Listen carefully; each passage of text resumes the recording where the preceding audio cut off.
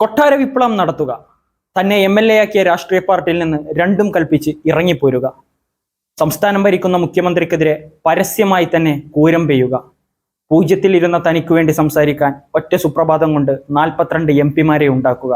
നമ്മൾ പറഞ്ഞു വരുന്നത് മറ്റാരെ കുറിച്ചുമല്ല, മുൻ നിലമ്പൂർ MLA-യും ഇടത് സഹയാത്രികനുമായിരുന്ന PV അൻവറിനെ കുറിച്ചാണ്. ഇപ്പോൾ ഇതാ കേരള രാഷ്ട്രീയത്തിൽ വമ്പൻ ട്വിസ്റ്റുമായി PV അൻവർ വീണ്ടും കളം നിറഞ്ഞിരിക്കുകയാണ്. 42 വർഷമായി ബംഗാൾ അടക്കി ഭരിച്ചിരുന്ന കമ്മ്യൂണിസ്റ്റുകാരെ തുരത്തി ബംഗാളിൽ നിന്നും കമ്മ്യൂണിസ്റ്റുകാരെ വട്ടപൂജ്യമാക്കിയ മമതാ ബാനർജിയുടെ തൃണമൂൽ കോൺഗ്രസുമായിട്ടാണ് PV അൻവർ ഇപ്പോൾ കൈകോർത്തിരിക്കുന്നത്. PVയുടെ അപ്രതീക്ഷിതമായ ഈ ചുവടുവെപ്പ് കേരള രാഷ്ട്രീയത്തെ എങ്ങനെയായിരിക്കും സ്വാധീനിക്കുക? നമുക്കൊന്ന് പരിശോധിക്കാം.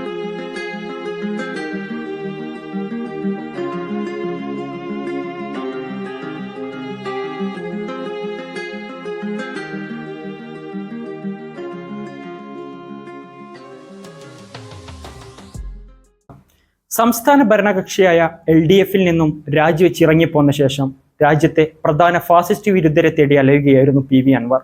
ആദ്യമായി സ്റ്റാലിൻ്റെ DMK-യുമായി കൈകോർക്കാനാണ് PV ശ്രമം നടത്തിയത്. ഡെമോക്രാറ്റിക് മൂവ്മെന്റ് ഓഫ് കേരള അഥവാ DMK എന്ന പേരിൽ പ്രസ്ഥാനത്തിന് രൂപം നൽകുകയും ചെയ്തു. എന്നാൽ തമിഴ്നാട്ടിലെ ദ്രാവിഡ മുന്നേറ്റ കഴകത്തിന് ഇതിന് വലിയ താല്പര്യമൊന്നും പ്രകടിപ്പിച്ചില്ല. ഈ കൂട്ടുകെട്ട് സാധ്യമായതുമില്ല. ഒടുവിൽ നിലവിലെ ഇന്ത്യയിലെ ഏറ്റവും വലിയ ഫാസിസ്റ്റ് വിരുദ്ധ പാർട്ടിയായ സർക്കാരിനെതിരെ പാർലമെന്റിൽ നിരന്തരം തർക്കിക്കുന്ന മമതാ ബാനർജിയുടെ TMC-യുമായി അഥവാ തൃണമൂൽ കോൺഗ്രസുമായി PV അൻവർ കൈകോർത്തു. DMK പോലെ തൃണമൂൽ കോൺഗ്രസ് അൻവറിനെ നിസ്സാരമായല്ല കണ്ടത്. ഇതുവഴി കേരളത്തിലേക്ക് പാർട്ടിയെ വളർത്താനുള്ള ഒരു സൗകര്യം ലഭിക്കുമെന്നാണ് TMC വിശ്വസിക്കുന്നത്. തൃണമൂൽ കോൺഗ്രസിന്റെ സംസ്ഥാന കൺവീനറായി അൻവറിനെ നിയമിക്കുകയും ചെയ്തു. ഇതിനു പിന്നാലെ കേരളത്തിൽ പാർട്ടി പ്രവർത്തനങ്ങൾ ശക്തമാക്കാനുള്ള ശ്രമവും TMC തുടങ്ങി. അൻവർ തന്നെ കൊണ്ടാവുന്ന വിധം കളി തുടങ്ങിക്കഴിഞ്ഞു. LDF-ന്റെ കയ്യിലിരുന്ന 2 പഞ്ചായത്തുകളാണ് തന്റെ മാത്രം സ്വാധീനം ഉപയോഗിച്ച് അൻവർ തിരിച്ചിട്ടത്. അൻവറിനെ പാർട്ടി കൺവീനറായി തെരഞ്ഞെടുത്ത ശേഷം ഇക്കഴിഞ്ഞ ദിവസങ്ങളിൽ മഞ്ചേരിയിൽ വെച്ച് സംസ്ഥാന TMC പ്രതിനിധി സമ്മേളനം നടന്നിരുന്നു. പങ്കാളിത്തം കൊണ്ട് വൻ വിജയമായിരുന്നു ഈ പരിപാടി. മമത കഴിഞ്ഞാൽ TMC-യുടെ മുഖമായ ഡെറിക് ഒബ്രോയും പാർലമെന്റിലെ ഗർജിക്കുന്ന പെൺപുലി TMC-യുടെ MP മഹുവ മൊയ്ത്രയും മുഴുവൻ സമയവും സമ്മേളനത്തിൽ പങ്കെടുത്തു. സമ്മേളനത്തോടനുബന്ധിച്ച് ഈ നേതാക്കളെല്ലാം പാണക്കാട് പോയതും നമ്മൾ കണ്ടതാണ്. സംസ്ഥാന പ്രതിനിധി സമ്മേളനത്തോടനുബന്ധിച്ച് നടന്ന സെമിനാറിൽ മുസ്ലിം ലീഗിന്റെ 2 MLA-മാർ പങ്കെടുത്തിരുന്നു.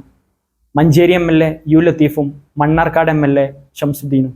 മാത്രമല്ല SNDP-ക്കും താമരശ്ശേരി ബിഷപ്പിനും വേണ്ടിയെല്ലാം പ്രതിനിധികൾ പങ്കെടുത്തു. സംഭവ ബഹുലമായിരുന്നു മഞ്ചേരിയിലെ സമ്മേളനം. ഡെറിക് ഒബ്രോയ് കത്തിക്കയറി പ്രസംഗിക്കുന്നതിനിടെ പെട്ടെന്ന് പ്രസംഗം നിർത്തുന്നു. അൻവറിനെ തന്റെ അടുത്തേക്ക് വിളിക്കുന്നു. ചേർത്ത് നിർത്തിയ ശേഷം ഡെറിക് ഒബ്രോയ് ഇപ്രകാരം പറയുന്നു: താങ്കൾ ഇവിടെ ഉന്നയിച്ച പ്രധാന പ്രശ്നമായ വനം വന്യജീവി പ്രശ്നം പാർലമെന്റിൽ ഉന്നയിക്കാൻ നിങ്ങൾക്ക് വേണ്ടി 42 MLA-മാരുണ്ടായിരിക്കും. ഈ പ്രശ്നം തങ്ങൾ ഏറ്റെടുത്തിരിക്കുന്നുവെന്നും പാർലമെന്റ് ഞങ്ങൾ പിടിച്ചു കുലുക്കാൻ പോവുകയാണെന്നും പരസ്യമായി തന്നെ ഡെറിക് ഒബ്രോയ് അന്ന് വിളിച്ചു പറഞ്ഞു. ഗോവയിലെ സംസ്ഥാന നേതൃത്വം മത്സ്യത്തൊഴിലാളികളുടെ പ്രശ്നവുമായി ബന്ധപ്പെട്ട് തങ്ങളെ സമീപിച്ചപ്പോൾ ഈ പ്രശ്നങ്ങളെ മുന്നിൽ വെച്ചുകൊണ്ട് പാർലമെന്റിനെ തങ്ങൾ പിടിച്ചു കുലുക്കിയിട്ടുണ്ടെന്ന് ഡെറിക് ഒബ്രോയ് ഓർമ്മപ്പെടുത്തി. ഇതുപോലെ പാർലമെന്റിൽ ഇനി ഉയരാൻ പോകുന്നത് കേരളത്തിന്റെ പ്രശ്നമാണെന്നും കേരളത്തിൽ പ്രതിനിധികൾ ഇല്ലെങ്കിൽ പോലും 42 MP-മാർ നിങ്ങൾക്ക് വേണ്ടി സംസാരിക്കാൻ അവിടെ തയ്യാറാണെന്നും ഡെറിക് ഒബ്രോയ് ഓർമ്മപ്പെടുത്തി. അങ്ങനെയെങ്ങാനും സംഭവിച്ചാൽ വൻ രാഷ്ട്രീയ വിപ്ലവമായിരിക്കും കേരളത്തിൽ ഇനി നടക്കാൻ പോകുന്നത്.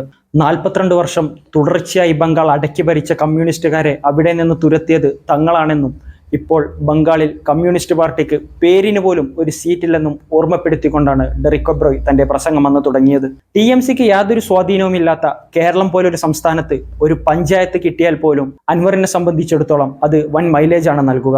ഈ വർഷാവസാനം നടക്കാനിരിക്കുന്ന തദ്ദേശ സ്വയംഭരണ തെരഞ്ഞെടുപ്പിൽ TMC-ക്ക് വൻ മുന്നേറ്റമുണ്ടാക്കാനാകുമെന്ന് തന്നെ നമുക്ക് വിശ്വസിക്കാം. കാരണം കേരളത്തിൽ TMC-ക്ക് കാര്യമായ സ്വാധീനമൊന്നുമില്ലെങ്കിൽ പോലും ദീദി എന്ന് വിളിക്കുന്ന മമതാ ബാനർജിക്ക് കേരളത്തിനകത്ത് പ്രത്യേക ഫാൻ ബേസ് തന്നെയുണ്ട്. TMC-യുടെയും മമതയുടെയും പല നിലപാടുകളും പലപ്പോഴും കേരള ജനത മുക്തകണ്ഠം പ്രശംസിച്ചിട്ടുണ്ട്. മാത്രമല്ല ഭരണത്തിൽ സ്ത്രീകൾക്ക് കാര്യമായ പ്രാധാന്യം നൽകുന്ന പാർട്ടി കൂടിയാണ് TMC.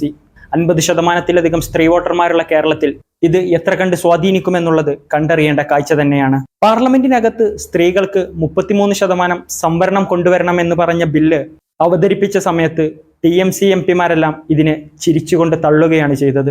ഇത് നിയമം വഴി കൊണ്ടുവരേണ്ടതല്ലെന്നും നാട്ടിൽ സ്വാഭാവികമായും സൃഷ്ടിക്കപ്പെടേണ്ട ഒരു സാഹചര്യമാണെന്നും TMC അന്ന് ഓർമ്മപ്പെടുത്തി. തങ്ങളുടെ MP-മാരിൽ 39% പേരും സ്ത്രീകളാണെന്നും അവർ വിളിച്ചു പറഞ്ഞു. ഒരു നല്ല ഭർത്താവിന് ഭാര്യയെ തല്ലാതിരിക്കണമെങ്കിൽ പ്രത്യേക നിയമം കൊണ്ടുവരേണ്ട ആവശ്യമൊന്നുമില്ല.